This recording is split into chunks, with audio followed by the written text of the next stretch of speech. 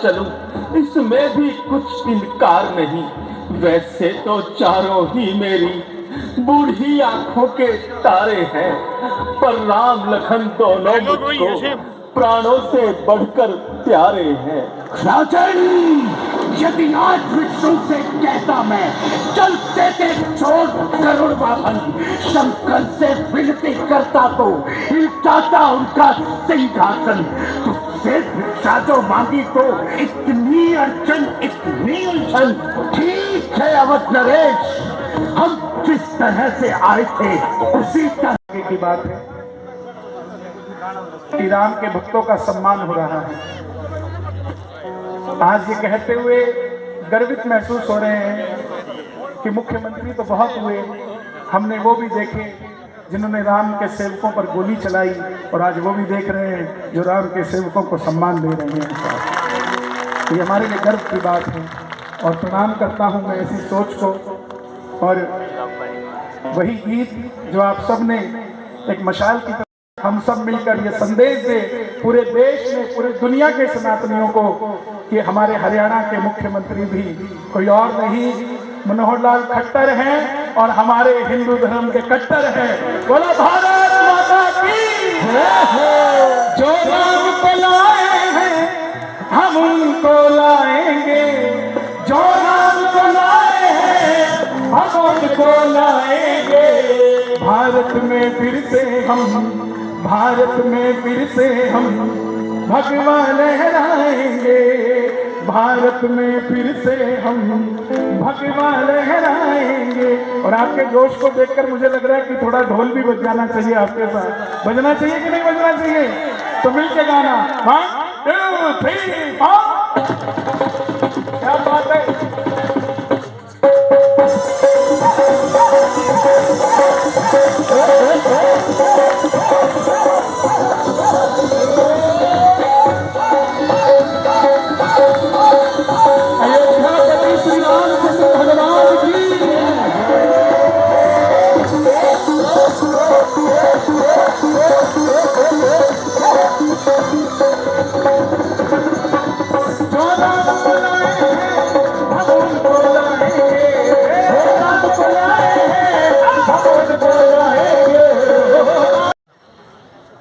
हमारे इस कुरुक्षेत्र जो हमारा एक तीर्थ नगर है, यहाँ के अपने स्थानीय विधायक श्री सुभाष सूदा जी हमारे बीच में उपस्थित थे। हमारे एडीजीपी श्री ओपी सिंह जी किन्हीं कारणों से उनको जल्दी लौटना पड़ा है। मेरे साथ एडिशनल प्रिंसिपल सेक्रेटरी इस नाते से, और इस प्रकार का जो पब्लिक रिलेशन का सारा काम पूरे प्रदेश भर में बखूबी निभा रहे हैं, ऐसे श्री अमित अग्रवाल जी IAS, भारतीय जनता पार्टी के जिलाध्यक्ष श्री रवि बातान जी, सरस्वती हेरिटेज बोर्ड के चेयरमैन और पूर्व जिलाध्यक्ष श्री धूमन सिंह किरमत जी, गान गायक इस नाते से भगवान राम जी के अनन्य भगत हैं, ऐसे भाई कन्हैया मित्तल जी, उपस्थित हमारे उपायुक्त महोदय, हमारे SP महोदय, सभी अन्य सज्जन वृंद, रामलीला के कलाकार के नाते से अपने अपने प्रकार से इस विधा में अपना योगदान करते हैं, ऐसे सब बंधुओं को मैं आज मुख्यमंत्री के नाते नहीं बल्कि श्री राम जी के अनन्य भक्त के नाते से आपका अभिनंदन करता हूं, आपका स्वागत करता हूं।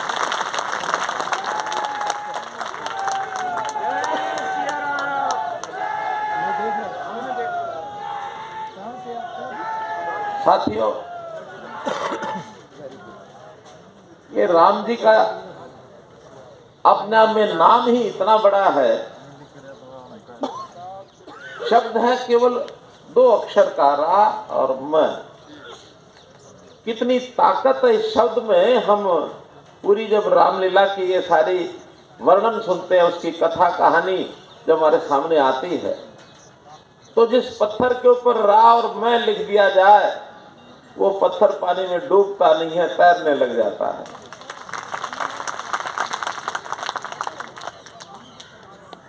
राम के प्रति अश्रद्धा रखने वाला व्यक्ति जो राम जी को मानता नहीं है, उसको भी अगर ये कहा जाए तुम राम मत बोलो, बार बार मरा मरा बोल दो, वो भी राम राम बन जाता है और अपने आप उसकी गाड़ी तैर जाती है।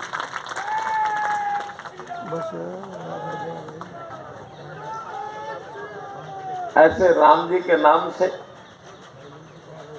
हम जो प्रदेश भर में नहीं बल्कि रामलीलाएं तो समुद्र से लेकर हिमालय तक पूरे देश में होती है, न केवल देश में होती बल्कि विदेशों में भी रामलीलाओं का मंचन होता है। आप सभी जो काम कर रहे थे, मुझे लगता है कि शायद आपको भी कल्पना नहीं होगी कि कितना बड़ा काम ये आप कर रहे हैं, कितना बड़ा ये काम है, बहुत बड़ा काम है। ना आए, न्यूनता ना आए, बुराई ना आए, कैसे उनको इस प्रकार के व्यसनों से बचाया जाए, इसमें रामलीला की बहुत बड़ी भूमिका है, बहुत बड़ी भूमिका है। जब रामलीला के मंचन के समय जो पात्र होते हैं रामलीला के, जो कलाकार होते हैं, जब वो निकलते हैं किसी यात्रा के माध्यम से अथवा मंच पर पहुंचते हैं, जब उनका पूजन होता है तो उस समय किसी व्यक्ति के मन में यह नहीं आता है कि इस पात्र का नाम तो राम कुमार है, रमेश कुमार है या कोई और है। वो वास्तव में उस व्यक्ति में उसी चरित्र को देखते हैं जो वो अभिनव करता है, उसके चरणों में झुकता है, उसके आगे नतमस्तक होता है, उसकी भी चरण रज लेकर के माथे पर लगाता है। वो जनता में हम बताते हैं। राम जी के समय में जो जो भूमिकाएं उन्होंने निभाई, चाहे वो पुत्र की निभाई, चाहे पिता की निभाई, चाहे भाई की निभाई, चाहे राजा की निभाई, किसी की भी भूमिका निभाई, उस भूमिका ने उन्होंने जीवन की जो मर्यादाएं होती हैं वो स्थापित की है कि एक आदर्श पिता कैसा होना चाहिए, आदर्श पुत्र कैसा होना चाहिए, आदर्श भाई कैसा होना चाहिए, आदर्श पति कैसा होना चाहिए। उन्होंने उस सब मर्यादाएं कायम की हैं। बहुत लोग भगवान माने रामचंद्र जी को भगवान मानते हैं। कुछ लोग कहते हैं कि भगवान के शायद हम गुणों को वर्णन उस प्रकार से नहीं करेंगे, अगर उनको मर्यादा पुरुषोत्तम राम कहेंगे तो उनके गुणों का वर्णन आसानी से हो सकता है। कि हम अपने इस जो बीड़ा हमने उठाया है जन जागरण का रामलीलाओं के माध्यम से, इसको और सुंदर ढंग से आगे उठाएं। अब जैसा मुझे बताया गया कि एक शपथ भी सब लोगों को लेनी चाहिए, जिसमें हम भी और हमारे और साथी भी उस शपथ के माध्यम से अपना निश्चय दृढ़ करें ताकि हम नशा मुक्ति के नाते से और आगे बढ़ सकें।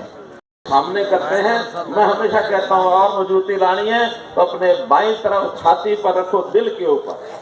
हमारा दिल छाती में बाईं तरफ होता है, दिल के ऊपर रखो ताकि हमारी जो शपथ है हमारे हमको झकझोर दे, हमारे अंदर वो शब्द पहुंच जाए, भावना पहुंच जाए। तो अपने दाहिने हाथ को बाईं और छाती के ऊपर, दिल के ऊपर रख करके हम शपथ लेंगे। मेरे पीछे बोलेंगे। हमें एहसास है कि हमारे देश में विशेष रूप से युवाओं के बीच नशीली दवाओं का दुरुपयोग बढ़ता जा रहा है और ये चिंता का विषय है। हम शपथ लेते हैं कि हम नशीली दवाओं के दुरुपयोग की रोकथाम में सहयोग करेंगे। हम ये वचन देते हैं कि किसी भी प्रयोजन के लिए किसी भी प्रकार के हानिकारक अथवा अवैध पदार्थों का सेवन नहीं करेंगे।